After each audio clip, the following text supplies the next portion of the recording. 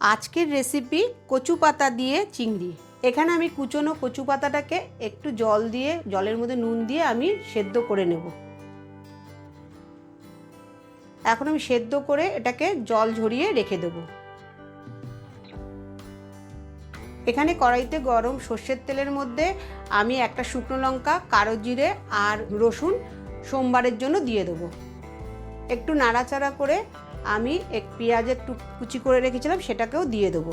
এবার পরিষ্কার করে ধুয়ে রাখা চিংড়ি মাছটাকে আমি এর মধ্যে দিয়ে দেবো।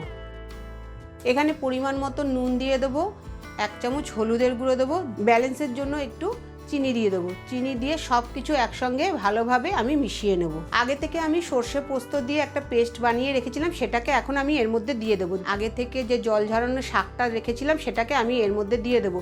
দিয়ে ভালো করে মিশিয়ে আমি যাতে গলাটা না চুলকায় তার জন্য আমি একটু লেবুর রস দিয়ে নামানোর আগে কাঁচা সর্ষের তেল দিয়ে গ্যাসের ফ্লেম বন্ধ করে দেবো।